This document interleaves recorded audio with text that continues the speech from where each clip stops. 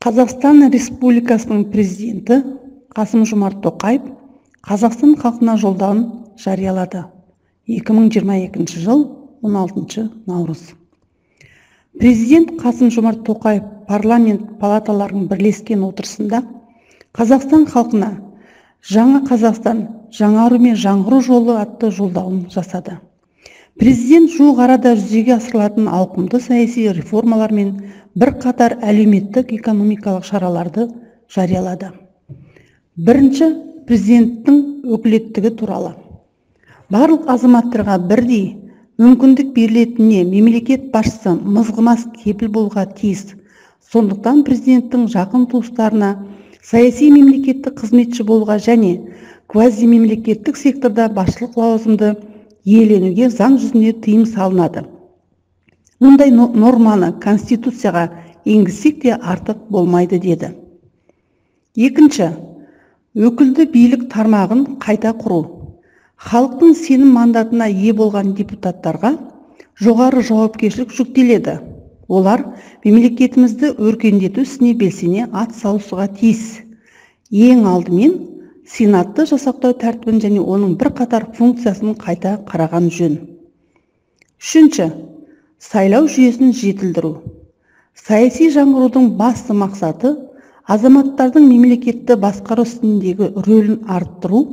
Бұл жұмысты сайлау үдерісі арқылы да жүзеге асырамыз.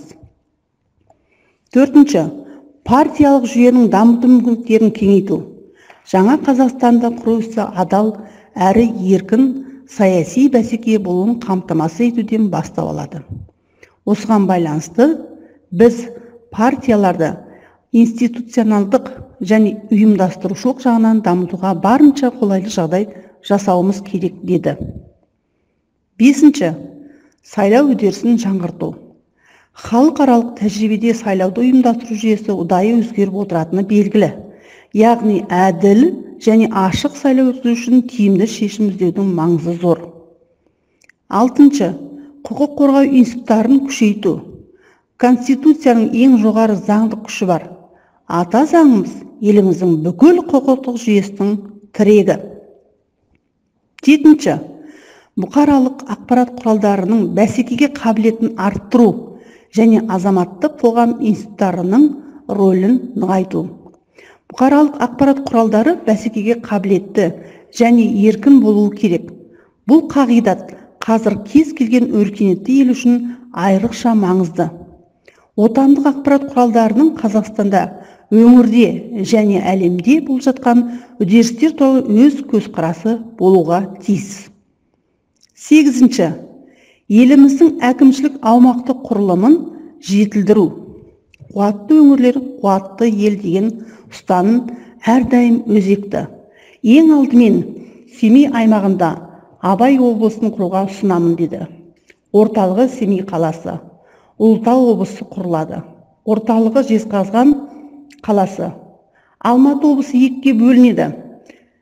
Жетісу облысы орталығы Талдықорған қаласы, Алматы облысы орталығы Қапшағай қаласы. Қапшағай қаласы Қонаев қаласы болып өзгертілетін болады. Тоғызыншы, жергілікті өзін өзі басқаруды орталықсыздандыру. Билікті орталықсыздандыру үдерісін тереңдете түспесек, саяси жаңғыруды табысты жүргізу және азаматтық қоғамды дамыту мүмкін емес.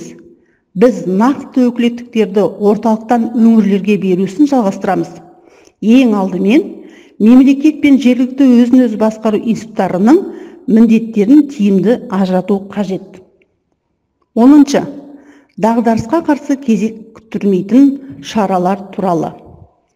Жаңа Қазақстанның іргесі саяси және экономикалық реформалардың үйлесімді байланысы негізінде қалануға тиіс.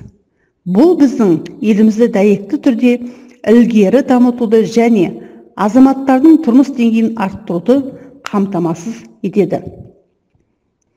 Біз келешегіміз кемел боларына және жарқын болашаққа өз қолымызбен жасай алатынымызға сенеміз, деді Қазақстан Республикасының президенті Қасым Жомарт Тоқаев. Назарларыңызға рахмет.